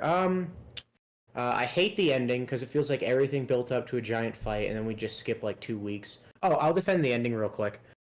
Even though I think it's a bit too yappy and like not executed perfectly, I think what it's going for is cute because it shows that like how the cycle has changed, but also the ways it hasn't. Nobara, Yuji, and Megumi are able to have fun, goofy little times while they're being sorcerers. They're able to enjoy it. It's not like a hellish cycle for them. Nobara talks about how she went south, how she would go south, which ties into the Gojo North-South thing. She went south, which is why she came back to life. And yeah, I think overall it's Itadori doing the whole Gojo request and promising that he'll train up and team up with Culling Game guy who got arrested. I like that. That's all cute and good. Yeah. You know, when he said that line, I'm expecting great things. She was like, "Aww, aww, that's sweet." Aww. Yeah. So while the ending, I don't think it's great. I think just, it's like one of the weaker endings. Technicalities and the strategies a little too much for the ending. Fuck, that was the thing, man. Like that second to last chapter was like the not second, third to. Okay. No, I just mean the final chapter. Like, I think they spend a bit too long understanding the mechanics of the curse, whereas I think they should have spent a bit longer just on our characters. But I think conceptually, what the ending did was fine. Yeah. All right, pre-Shibuya 7.5 out of 10. I would give pre-Shibuya like a fucking. Okay, that's not fair because Hidden Inventory is my favorite arc, but if you remove that, I give pre-Shibuya like a 6. Shibuya itself, I would give like a 7. Culling Games, I think on reread, I fucking love the Culling Games. I'll also give that a 7. Final arc, like a 6. I think it's a bit too cramped. Hidden Inventory is like an 8 or a 9. I fucking love Hidden Inventory. Yeah, no, it was very smooth, like beginning to end. It was good. Yeah. All right, so that was the JJ. Oh, next, Toto Ao was the greatest character in all of fiction. We should have had Toto, Chozo, and Yuji jump Sukuna. That would have been funny. I hated the conversation between Sukuna and Mahito in the final chapter. I like Sukuna better when he doesn't regret his choices. I don't think he regretted them. He's talking to Mahito, and and it's like, oh, is this the only path you could take? And he's like, no, there are exactly 2 other paths I could have taken. And based off of what he says during the final fight, combined with the silhouettes, you get the impression that the woman is like when Sukuna says, I understand what love is, and I rejected it. That was maybe a woman he loved. And then the other one is his kid, or like he could have just raised them normally. So yeah, that's I think it's fun. It's just Sukuna being like, Sukuna's kind of the Gojo thing. He acts like he's number 1, but once he loses, he's like, well, fuck me, I guess. Time to reincarnate. Here's a JJK take I don't agree with. As far as JJK, I guess I'm glad it ended early instead of lasting too long. Unless you're fucking Food Wars, you didn't last too long. If anything, you were too short. Yeah. Bleach is longer than Naruto, and its biggest problem is that it was too short. JJK would have benefited way more from being longer than it would have from being shorter. Well, I mean, like in a technical sense, not extending the ending, but like if we could rewrite time, so that certain things could have been addressed when they should have. Yeah, and you know, there's also just like we'll talk about later, a lot of characters that could have like used a bit more. Yeah, we'll get to that. All right, let's see here. They love Sukuna. Good parallels to Gojo, Yuji, Mahito. That's fair. A prime example of how to write a good villain without needing to give them a long, fleshed-out backstory. Wrong. Aizen's the prime example. You're not taking that from him. Well, I mean, you can have more than one good example, Shiki. Come on. The prime example is Aizen. Aizen holds that fucking title. Hell, you can even see that. I can tell you lots of things about Sukuna's stupid backstory. I can't tell you shit about Aizen. I remember, like, Aizen likes to, you're exactly the man I expected you to be, Urahara. It's like, how long has he been keeping his eye on Urahara? I love it. With Ura Ume, you could see their relationship as father-daughter, master-student. I don't love their dynamic because I literally, Ura Ume, I feel like that's like cut content. I think Ura Ume and Hikari were supposed to have an actual fight. Yeah. Because like they have a dynamic, she's cold, seems to be static, waiting around for Skuna. Hikari has the fever, believes in luck, living in the moment. I think that should have been a fight that actually fleshed out Ura Ume so I could figure out what their fucking deal is. Yeah. I'd have liked that. Yeah. Also, yeah, Skuna's finger becoming a talisman is good irony. Megami's good portrayal of depression. That's fair. I enjoyed the Culling game. Yeah, it was fun. Reiji versus Megami was fun. I agree. Yeah, I think the story was plain rushed. That's valid. 3 clans were fine. That's fair because I don't give a flying fuck about the 3 clans. Yeah, no, like I kind of wish that we saw the people's reaction to Maki killing one of them, but like other than that, like I don't need to know who they are. I think they described Kenjaku perfectly. Kenjaku's death was a fitting end, but I wish we got more of them. Yes. Yeah. Kenjaku died great. Everything before that. I loved Yuki, but felt really underwhelmed when she ended up doing for the. Who's Yuki? Yuki. Oh no, I don't know the names. JJK. Damn you. Yuki is the Stars and Stripes. She didn't do shit. Stars and Stripes moment. Yeah, we call her Stars and Stripes because she's like a token top tier woman. Who shows up to who has one fight where the current big bad kills her. I hope that becomes a stereotype in Battle Shonen because it'd be really funny if we got more than 2. I hope we get more. It is funny. Story feels like it's held together by super glue and duct tape. I think that's because it seems like sometimes Gege isn't interested in his world building. Like he does it to create situations, but then he doesn't like fully explore them. Like how it's literally never brought up majorly again that Maki committed like genocide. I'm not even saying she needs consequences because she was in the right mostly. Yeah. Like she like I like her talking with the Blood Boy where he's like where she's like, hey, killing everyone was kind of base, but I feel a little bad about killing my mom. You should protect yours. And he's like, yeah, I'll do that. But like no one reacts to it and it's weird. We'll get to it. Yeah. I don't think there's any other. Okay, I don't think there's any other JJK comments. What was under your main channel Bleach video? Okay, so I got 2 under under my main channel Bleach video. One was please do a video on domain expansions, and like there's a guy who did that. I think they did a better job than I would because they're like a real big fan of JJK. We saw their video. I'm forgetting his name, but I'll try and remember it. I think it was just called like the Buddhism and JJK explained. Yeah, so watch that. B, it was who would win, Byakuya or Skuna, and I'm like, I don't care. I'm not a heavy power scaler, but I think Bleach just cliffs JJK, but maybe I'm wrong. Who cares? Yeah, the weird thing, I feel like Stars and Stripes kind of complicates the issue where it's like, all right, is she planetary? Does that mean everyone above her is also planetary plus? Right, it's awkward. Because like the thing is, when they talk about Skuna like destroying the world, they make it sound like he's gonna like just run up to every town a day and just destroy it, like one at a time. Gonna take him a fucking minute. Yeah, I never got the impression that any of the characters were like, planetary AP or whatever, outside of the one instance of we made a black hole. Oops. Yeah. But like maybe I'm wrong.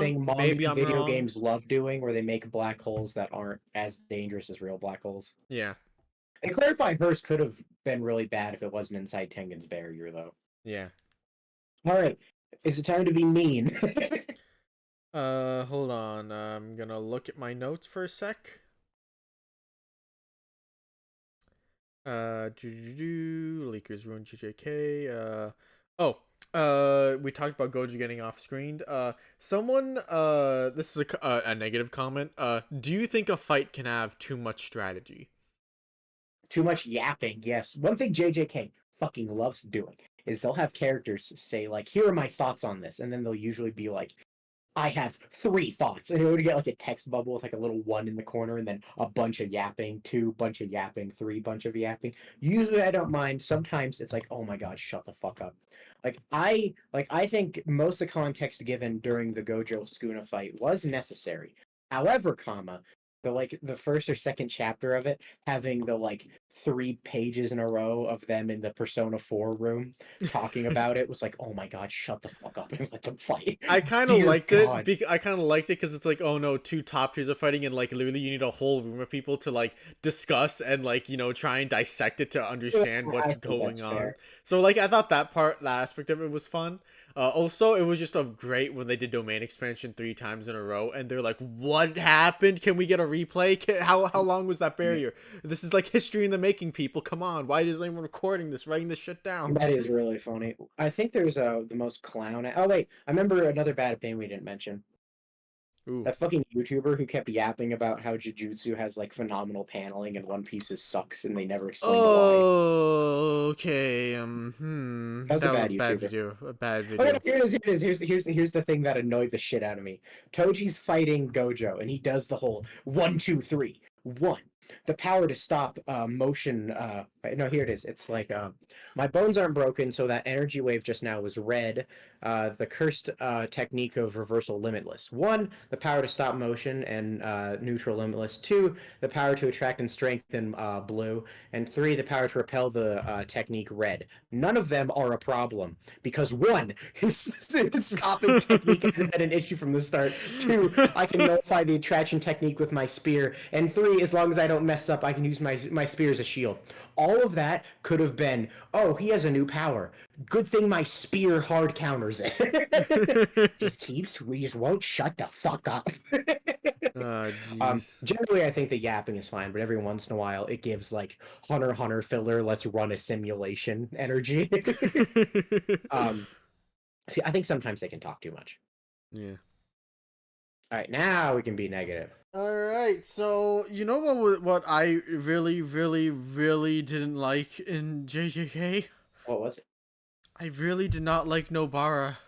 Nobara sucks ass. Nobara, like all this fucking hype I heard about the revolutionary female character that is Nobara, and she is probably the worst aspect of this manga. No, here's the thing. People are like, no one hates Nobara, they just don't like her. Incorrect. I hate Nobara. All right. Because the thing about Nobara is early on, it seems like she's going to have an interesting dichotomy with Maki, where Maki is the one, where Maki and Mai and like even Momo to a certain extent, like they're like, oh no, Jujutsu society, the Zenin are worse, but Jujutsu society at whole is really sexist towards women, and it's bad. And Nobara's like, well, like I give a shit, but she's clearly in the wrong for that because whenever she says that, she gets like fucking shot in the head and sent flying by Mai. Yeah, So no, like going into the manga. Yeah, going into the manga, like I heard about this plot line, and so like what I actually think there's good build up for, like, oh okay, so Mai is introduced right next to Todo, who's like kind of literally objectifies women in his opening scene, where he's like, what kind of women do you like? I like them tall with big asses. But then it kind of starts falling apart immediately. And then no, let me keep going because there's more. There's more good build up. Yeah, there's more good build up. So again, you also have like the whole like, oh scars on a woman is seen as like a flaw or whatever. And then Momo's teacher is Utahime, who has a giant scar on her face. I'm like, oh, how's she gonna play into this? And then like also Mei's introduced here, who's this pretty lady. She functions outside the Jujutsu society, which is like so like I was like, okay, so like is there gonna be a thing where like maybe like Mei gets more respect than Utahime because she's a pretty lady? Do they have like some like how do they play into all this and yada yada? And then Nobara like has her fight with Momo, sure, and how is this addressed outside of Maki's plotline with Mei? Not at all. It's not one bit. We learn Mei's just greedy for the sake of it, and her plotline ends with her protecting her brother, so that has nothing to do with sexism.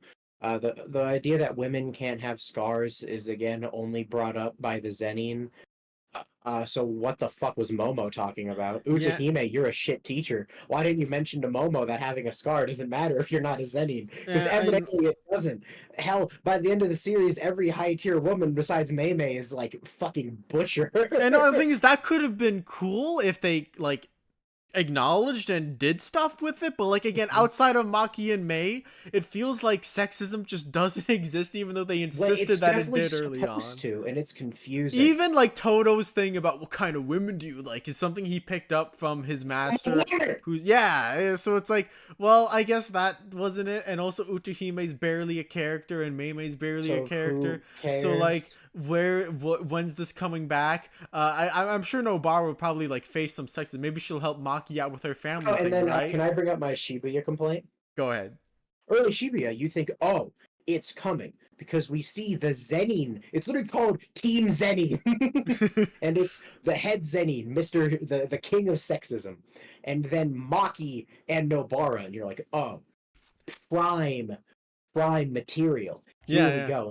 And then it starts. You ladies like, go make me a sandwich while I fight this high tier. He actually borderline, he does something close to that. He's laying around doing fuck all and says, get me a beer. And it's like, oh, is this it? And then they get separated and it's like, oh, that's weird. But then he finds Luck Boy. And Luck Boy is like, ha, you stupid idiot. Even though I'm incompetent, don't know my curse technique, and suck at fighting, because I was born with a good technique, I excel in the Jujutsu world.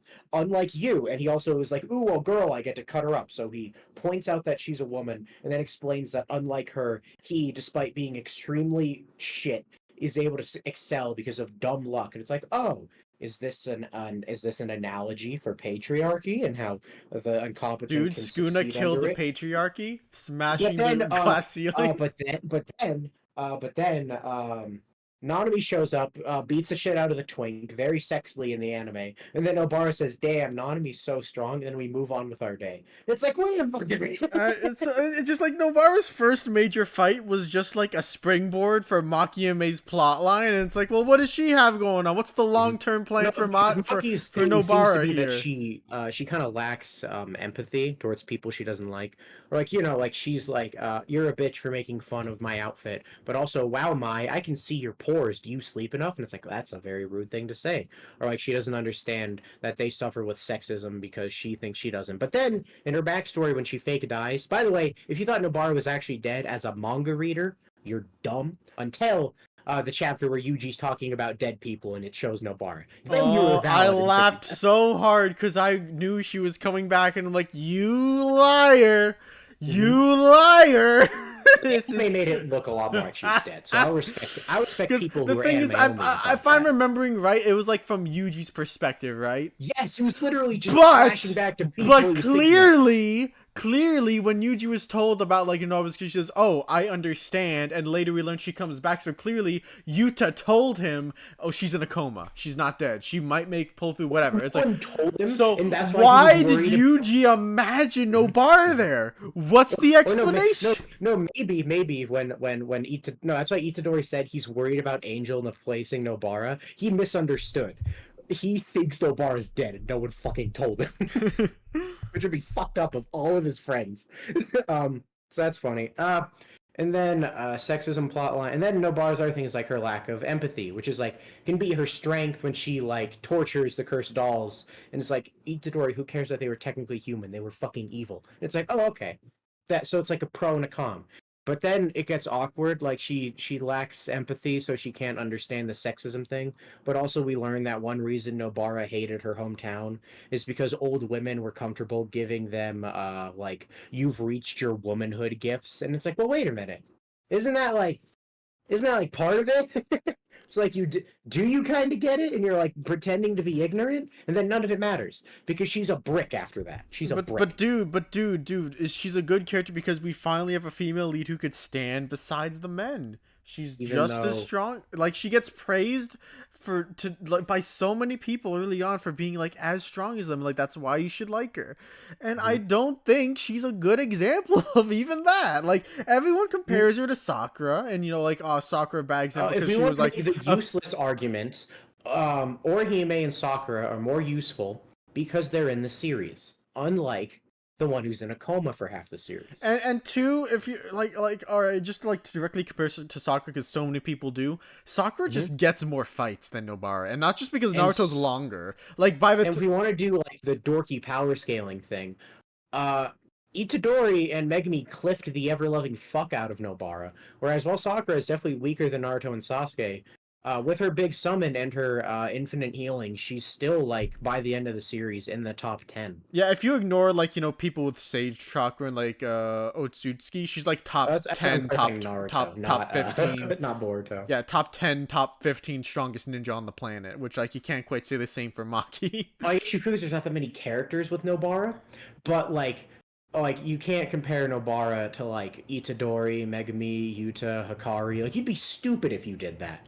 Yeah, I know. And also like Sakura at least has like a yeah, the thing early on is like she's like not she's like dead weight kind of in her team, and it's like all right, but at least like her like story is about trying to overcome that, and we focus on that to like a satisfying degree, which Maki does not is not focused not on Maki, for a Nobara. sorry, Nobara is not focused on for a satisfying degree, and it's like and it's like she can't even be like a good example of a strong lady now, even because like you can point to so many examples just because some series will just make their female lead stronger or more competent than Nobara. Like Noelle and Black Clover. Like, because the Black Clover author isn't a coward, when someone asked, hey, you keep saying Noelle has a lot of magic, how much? And he's like, oh, as much as the Wizard King. Yeah.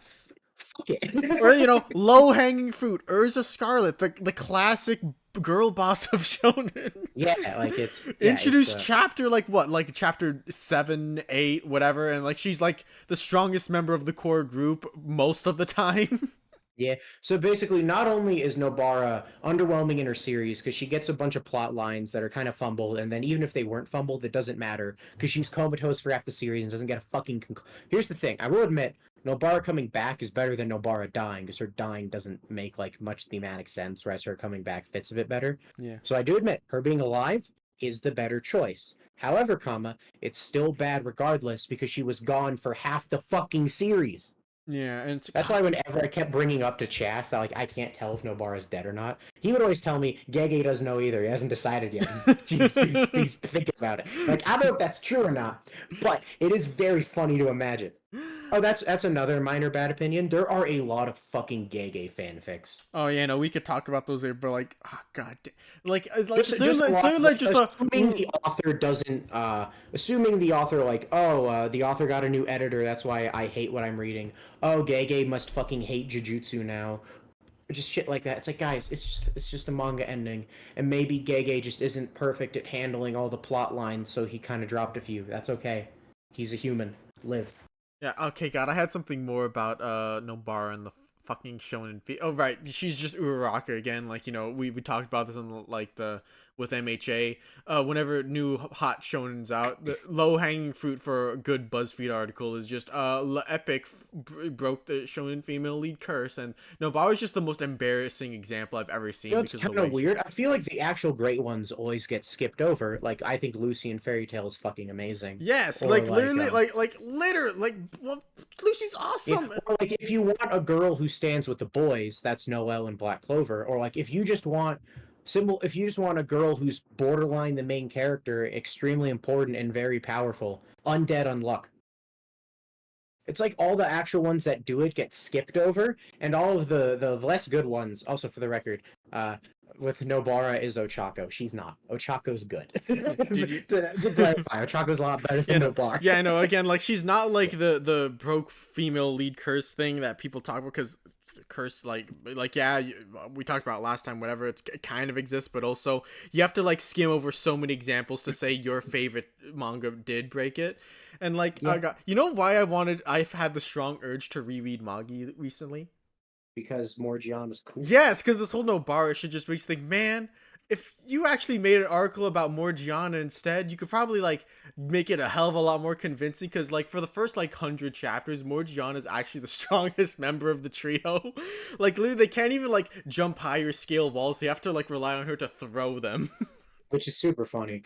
And again, like you say, well, Aladdin was technically the strongest because he had Yugo, but Yugo fucking, his flute breaks in the first major arc, like in the beginning of it, so now it's like, oh no, now Aladdin just eventually, like by the end, will learn to shoot fire, which will just help him support Alibaba. And Alibaba, Alibaba has his fun, cool sword who's like, can kill the villain of that arc, but he can't like fight for shit, so again, he has to like have... He has to rely on Mojo to throw him into the final villain. Next thing that I think Jujutsu kind of fumbles is under-exploring ideas. We already brought up how weird it is that it's like never really brought up with the Zenin clan getting massacred. Because it's like people who might bring it up include like Megumi. It could literally be like him being like, "Hey, thanks for that. I didn't want that pressure." Yeah. It could be Gojo being like, "That's my fucking student." Or Gamble Boy being like, "Fuck my payday." No, I literally, no. Here's the thing. It is weird that Hikari agreed to join because the Zenin thing, and then they die. I don't think he needs to like leave them or anything. I just think we need something as funny as like mid-culling games. He finds out, and he's just like, "God fucking damn My it!" payday. And he's like, "You gonna leave?" He's like, "No, I'm in too deep. This fever's too hot. I'm staying." But how am I gonna feed my gambling addiction without my payday? No. Yeah. So it's funny. I like it.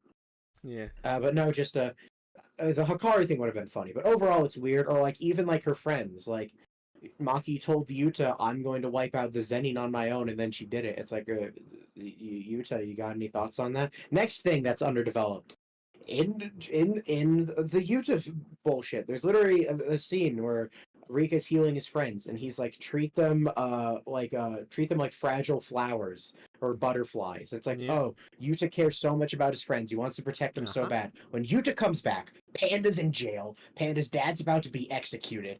Maki is suffering from like hellish burns, and Inumaki lost an arm. Yuta pretends to care about one of those two. Doesn't even mention the panda thing at all. And all he does for Maki is just be like, "Oh, can you walk?" And she's like, "Yeah." He's like, "All right." Maki's a big girl. She could take care of herself. Yeah, but Yuta's like the dumb idiot who cares too much about his friends because he has like the excess power. So I like Yuta, but the whole he's a bit too. He doesn't show much interest in the friends that he cares a lot about, and it's a little odd. It is odd, and also like again, like Rika comes back, and that's not really touched on. Like we understand how it happened. It's like, what are Yuta's thoughts on this? And then like I guess it's just a vestige of Rika inside there, whatever, sure. But like, how does he feel about the fact that there's still a vestige of Rika hanging around him? Yeah, and it's just like more like this probably could have been explored a bit more. Is like Toto's relationship with his master literally doesn't go past he stole her catchphrase. Yeah.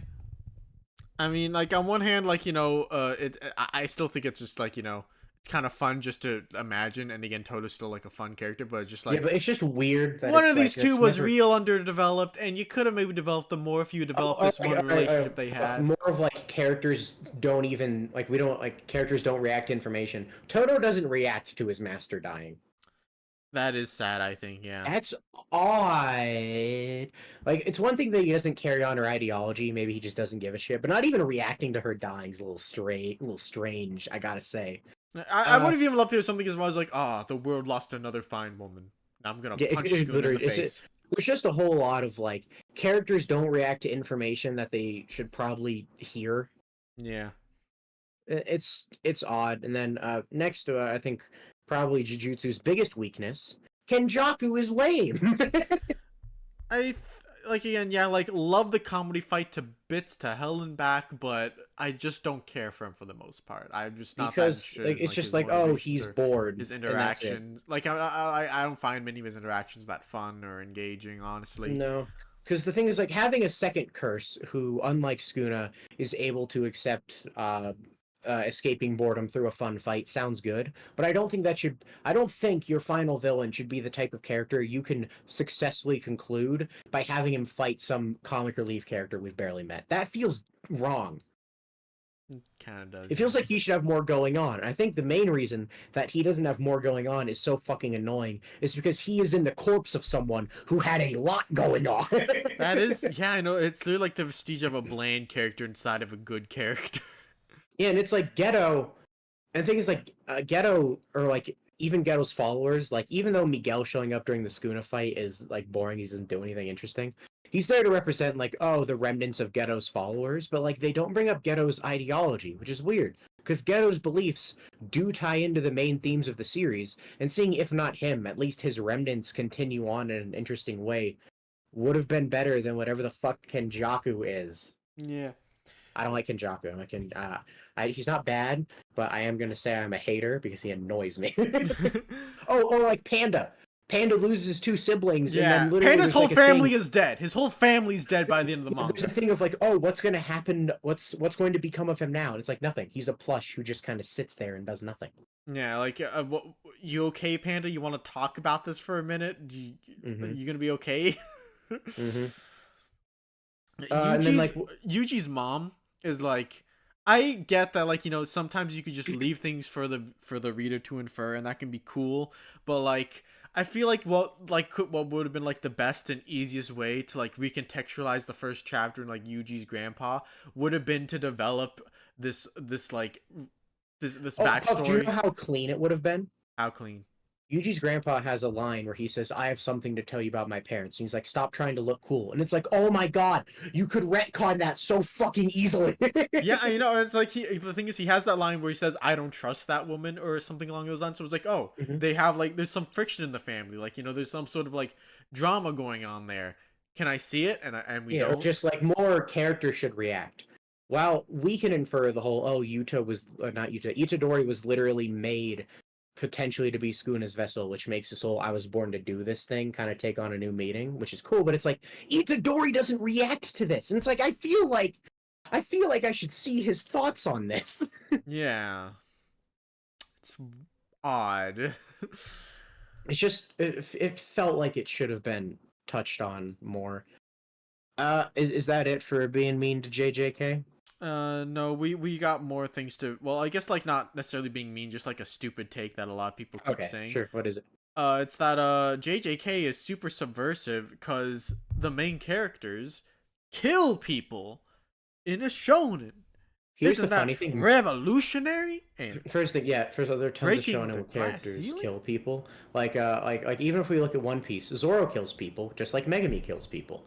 And then here's the kicker: Itadori has never killed like a full on like human. But Shiki, have you not considered that curses have feelings too, and they're people, and like killing They're not. them just They're literally embodiments of what? ideas. No, stop. What I No, mean, they Mahito, have the one who feelings. Mahito, the one who he looked the most evil when he killed, is one of the great curses that always comes back every 100 years.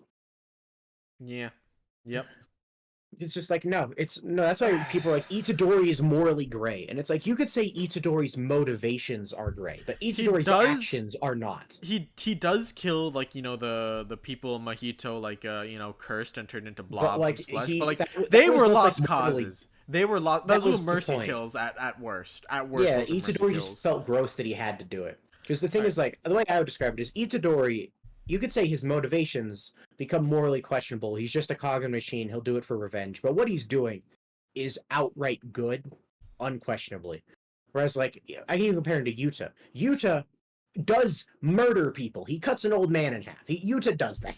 Yeah, and you know what? But Yuta, I would say, is more morally noble than Itadori, because his motivations are more, like, protect forthright. people. Yeah. Yeah. All right, I have a list here of like just showing protagonists that murder people because like Go I remember there's just fucking TikTok guy who was like, oh, you see, all shows have unspoken rules. Like the main character's not allowed to kill people, but JJK Goku on screen. I know Goku killed like he killed he tried to kill Frieza at least, but like he almost killed Frieza. He straight up helps Gohan kill Cell. And he does kill that weird alien in and in Dragon Ball, killing aliens counts as killing humans because they all have the same level of sentience. Yeah, they're human. And also Piccolo's part of the main cast. Yeah. So and also Goku's an alien himself. He's a Saiyan, not a human. Okay, so anyway, we have for people who just like kill monsters, like like I'd say Itadori does too, because curses are not like morally ambiguous, whatever the hell, is because they're literally malevolent beings that like live to destroy and hurt humans. So like you should not feel any amount of guilt for killing one. At worst, it's self-defense. Remember anime English teacher who's like, Itadori is a human who kills curses for the great men of humanity, but Mahito is a curse who kills humans for the sake of curses. It's like, no, he doesn't. No, he doesn't. Mahito There's only one curse. There's only like 5 curses in the whole manga that like other curses. Like you count Mahito kills humans because it's fun. He will do the most gruesome, fucked up experiments on them too, just to see what he can get away with. Yeah, so like not true. Yeah, so again, getting back up, people who kill monsters. We got Tanjiro from Demon Slayer. Kills demons who all used to be human, and they're kind of like in an irredeemable state because Yeah, again, killing demons. demons is a lot more morally like questionable than killing Yeah, curses. you have Jonathan Joestar who murders vampires who also used to be human for the most part. Uh, Joseph Joestar who again kills other vampires and monster men and stuff. And then we have Giorno, who just murders other people, just humans. Giorno Giorno is murders other just a people. murderer. Kenshiro, who just murders people every goddamn chapter because Fist of the North Star is super bloody If and Kenshiro violent. is not killing someone, it's because he hasn't won the fight yet, or it's because he's not the one fighting. Yeah, and then we have Akira from Devilman. And, at first he's just killing demons, but like part of the twist is that demons can be just as humane as humans, and like just be just as worthy of be just as noble in some ways, all that yada. And also humans are like the real monsters, and we also do fucked up stuff. And then he will then go on to kill those fucked up humans. So like there you go, he kills more humans than Itadori does by a landslide. Jin from Nanarabashi Jin. Do you know who that is? No, why would I know that? It's from the dog manga and from the dog. Manga. Yeah, so this dog like he kills bear. He at least I forget if he kills any of the dogs. They probably do because that manga gets real bloody sometimes. But like he at least kills other bears, and bears are also like as much as people as dogs more or less. They're kind of assholes, but like still he kills other bears. That's something. Mm-hmm. It's nature taking its course. Can I speedrun real quick? I'm just gonna go through the thing I made. Well, I still have more here on this list. Yeah, finish it. All right, so Gon killed ants, and like at first it's just like, oh yeah, I know ants are they're trash. They don't care about their friends. Pito has human level intelligence. Yes, and also like she also has like, or they also have like human level like empathy and like emotions because they end up caring for Meruem and for what's her name? I'm forgetting a Shogi girl's name. Gungi. Yeah, Komugi. So like, and that's like the twist is that like, oh no, why are you being a good person all of a sudden? This makes me angry, and then he murders her or him, whatever. I'm too angry to think straight. Pito is a non-binary. Meliodas murks so many people in his manga, and again, his morality throughout the whole thing is kind of weird and inconsistent and whatever. But like, he murders a bunch of people just outright. You have Kenshin, whose whole thing is that he used to be a murdering war machine, assassin man. And then he just stops to try and be a pacifist. And so, like, in his backstory, he has killed way more people than he killed way more people than Itadori will ever kill curses, frankly. Yeah. You have Lloyd and Yor from Spy Family, the most wholesome, sweet manga ever made, or whatever, and they will just still murder people sometimes because that's the job they have. Exclusively murders people, and Lloyd does it like every other case. Claire from Claymore also kills other Yomi or like I don't other remember what they're called. Yoma, and then like half of them also used to be other like warriors in Claymore, so again it's kind of like Demon Slayer in that sense. You have Ichigo, who at least kills one human, at least one, and also he was a main villain, and he cut him in half, and he died. Yeah, and you can maybe like give a pass for like hollows because they get purified. You're supposed to. Yeah, but like he also murks some Quincy's, so like Quincy's are like humans more or less. Well, they literally are. They're just like Uryu's a human. And then we have two very extreme examples here of actual like genociders almost. Can I guess them? You could probably guess them. I assume one's Aaron, right? Yes. Is the other one from a battle shonen? No. Is it light? Yes. Let's fucking go. The numbers on these lads is insane. They got the fucking numbers, man. And but they're soft saying it. Shut the fuck up. That's a fake term. They're in a shonen magazine. Yeah. Eren Yeager and Light Yagami.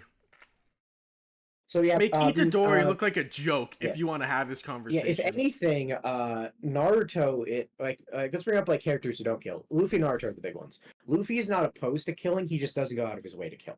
Naruto is one of the only shonen protagonists, battle shonen protagonists, that actually does have a hard "I'm not going to kill people" thing. Yeah, that's fun. I guess you could also point to some other examples like Mob, because like the and again, like, there's nothing wrong with a more wholesome tone where you don't murder every villain just for the sake of it. And also, Mob's like a high school boy who doesn't want middle school boy, actually. middle school boy who does not want a part of any of that.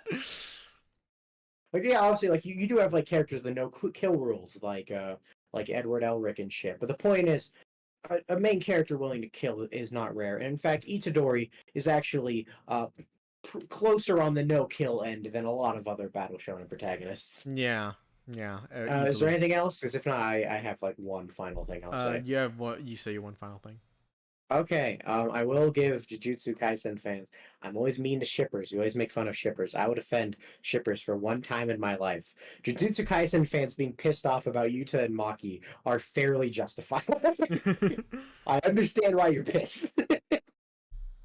Yeah, because like not only like they even imply it in like the late chapters, like they do the whole like, oh Maki, why are you only upset about Yuta risking his life? And you see Panda be like, medium breasts, my friend. Winks to the camera. No, and I think it's just the fact that like because Yuta at one point had potential main character DNA and Maki had main girl DNA. There's so much you can easily read about where it would have gone, about how like the very brazen conflict of would Rika try to kill Maki if they went anywhere? Yeah, it's very easy to imagine that like if they were like the main characters, right? It would be like, oh no, we have to have a dramatic tension now because Rika is trying to kill Maki. Now maybe Yuta has to transfer schools because it's not safe for him to be around Maki anymore or anything. It'd be easy to make an arc like that or something like that. Like, and I remember there's this video from that guy who did the paneling video too about it. It's like if Yuta was the main character, the manga would be shit, guys, because like I don't know. When you take his character, I don't know. There's nothing you can do. And the dumbest point he makes is when he says Maki would have to become one of the main characters. It's like, oh no, oh no, our Queen Nobara will have to make room for Maki. No, you know, it's no. So like, if all the shippers are mad about that, I get, because they have so much proto main cast DNA in them. It's a lot easier to see where their like trajectory, if they actually were the main cast, would have gone. And one joke that we always make is, I think two jokes. One is when Yuta talks to, because here's the thing, Todo likes Yuta a lot, which means Yuta probably answered his woman question. And Yuta either answered vaguely, where he said like medium breasts, which is like him, was like Maki related, or he referenced Rika. Either of which would be hilarious. No, I'm just imagining like Todo says, "What kind of women do you like?" Then suddenly Rika like grabs Yuta's shoulder, looks at him like with an intense glare, and you're just like, "Well, I'm married to this thing technically," and Toto's like, "That's the coolest thing I've heard in my fucking life." I'm imagining another one. It's just like medium breasts. It's like, that's too boring. Ponytail has glasses, and then he glances over to like Maki fighting May or something. He's like, I see. I'm literally imagining Toto doing like his 52,000 IQ stance, and he's like, I figured it out. I am a fucking genius. So yeah, and then other just like, this is a fan art I found. I can't find it for the life of me, and I laughed really hard. It was like implied Yuta and Maki like making out or fucking off screen, and then it's Rika sitting in a cuck chair, and I can't find the fucking. I'm so mad because I laughed so hard when I saw it. I could just imagine it. I was so funny. I'm so mad. I'll try and find it for the sake of the video. God, it was so. I don't know if you can. I've looked. But yeah, no, just and again, like, so it'd like be fun, if you're like, just the whole thing's like about that, I won't make fun of you. Yeah, and again, it's like fun to imagine that maybe like, oh no, my whole thing's about trying to let go of my childhood sweetheart, and is it okay for me to have a relationship now in the present? Is like, yeah, it's such an obvious like plot line to have. Yeah, or with Maki's like, ooh, I'm awkward with men, but now now I might date one, or like even just like dumb shit. Maki would definitely make a joke about how dating Yuta counts as sticking it to her family because he's technically from the Gojo clan. Therefore, it pisses them off. Therefore, it's valid. Like, hell, my reacting to that would be fucking hilarious. All right, there's Oh, I either guess two. that's what There's I either think two Jujutsu. It's responses. slice of life comedy can be really funny. Like Nobara talking to the girl that had a crush on Itadori. Laughed my ass off. Yeah, That was a no, funny that's the chapter. one thing I like about Nobara is that she has a good comedy dynamic with Megumi and Itadori, because like it's like, you know, you have Megumi who's like the straight man who's serious, you have Itadori who's like, you know, the dumb idiot, then you have Nobara who thinks she's the straight man of the three, but no, she's actually like just as like dumb as Itadori. I do love that idiot posing as straight man. Yeah. So yeah, I like it all. So Jujutsu fans, your series is pretty good. I get why you're grumpy about the ending because a lot was cut. Yeah. And oh wait, no, one more mean thing. Third to last chapter is the worst. Fucking oh my god. Oh, dude, I almost forgot, man. Oh no, why? Like, it just feels like I just needed to get this out of there because I had this idea and I had no time to develop it. But I'm just gonna shove it in here. After all this exposition about me yapping about my power system, and it's the most awkward thing ever. And it's like, dude, you have so much other characters that like need something that you could just leave Mei to die. There's no saving her. Give it to Panda or something. Because we defended how, like, with MHA, how, like, a lot of manga endings are awkward because your final 5 chapters are locked in. You got to do what you can. Yeah. I would say this is the worst example of managing your resources because it's a Mei plot line, which no one gives a shit about. And then it's literally the characters arguing for a whole chapter about whether the plot holes are actually plot holes or not. And it's like, oh my god, who fucking cares? I feel like that should have been like a volume extra or something, where just like, hey, if you want like a detailed explanation of what's going on with my power system in the final few chapters, here's me explaining it or something, and you make it like just like a page with text or whatever. Not like we're gonna have all my characters discuss how the fuck this happened in the third to last chapter of my manga when I still have other things left on the cutting room floor. Yeah, because like when I think about like the final conversations between like Yuta and Maki, Miwa and Kusakabe, Momo and Nobara, I don't think, oh yeah, them yapping about potential plot holes. No, that is fuck you. That's not what the final interaction should be about. What is wrong with you?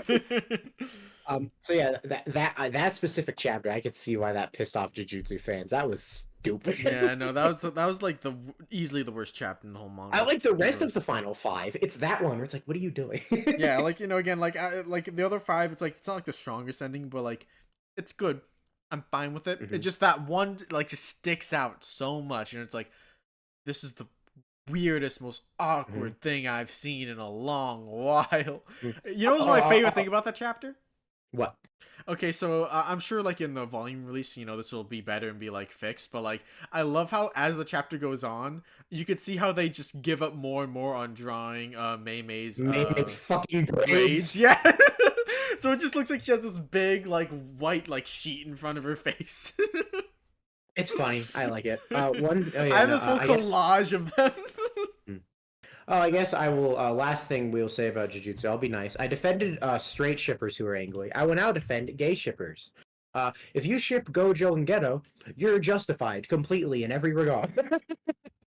It's like, yeah, you know, it reads just as strong whether it's a friendship or like a romance, I think. Because like the whole point is just that's supposed to be like this is his one earthly tie. So if you want to add like maybe there was a bit of like a lust in there or like you know romantic attraction in there, then it's like, yeah, that works just as well, maybe even a bit better, because then like it adds like another like dynamic to earthly desires and stuff. Yeah. So JJK shippers, as one thing we will give you, you, among shipping crowds, seem pretty fucking normal and justified with a lot of your popular ones, actually. Yeah. Good for you. It's funny to imagine that, like, Gojo's, like, you know, like, he's about to get trapped in the cube, and he's like, oh no, a hot man! No! The one man I think is hot in the whole world! Oh no! That's why 5 minutes went by in his head so fast. Oh, fuck. He imagined them having sex 30 times in his head. He's like, no! My one weakness. Okay, so yeah, Jujutsu fans, you have pretty normal shippers. Good for you. Yep. All right, I guess that's all. Yep. All right. So this is the end of the Jujutsu video. Goodbye. It was long as shit. Like and subscribe. Real long. How long? Oh yeah, this is like long. 2 fucking hours. Almost. All right, so I guess next time we're gonna go back to One Piece. Yeah, One Piece. Probably yeah. All right, so we have like a couple like actually recommendations for bad opinion videos, and maybe we want to like discuss that real quick. Yeah. So what do you think about bad miraculous opinions? Because we did get one request for that. Watch it, but I'd honestly have like the time of my fucking life. No, I also feel like I might want to like rewatch some of the seasons beforehand just to make I'd sure want like to I'm too, on to top like of really it. prep myself. Yeah, So I don't know. Maybe when season 5 gets announced, we'll do that. yeah. So again, like real possibility of that happening. Fire Emblem. I appreciate the thought, but I'm only like 3 games into Fire Emblem. I'm not the expert I should be to do with bad opinions, and also I'll Shiki has not played a single one of these games. I'm a nerd. Most game series, when I start them, I start from the first game, so I will have a good understanding when I actually play it. Unfortunately, Metaphor ReFantazio came out, so I'm gonna be doing all my fucking time on that game. Yeah, so honestly, I doubt we'll ever do that, just because like it would Video take. games in general just seem less likely. Yeah, I know. Like we got like requests for like bad video game opinions, and like I feel like the one series we could do pretty easily is Pokemon, because You we've and I both just been long both time know a fans lot for. about. Yeah, we've That's both the been long joke we time make fans in for our a long time. Discord server. The only media all of us equally have played about and like is Pokemon. Yeah. So like it'd be pretty easy for us to do that if you guys would be interested in that.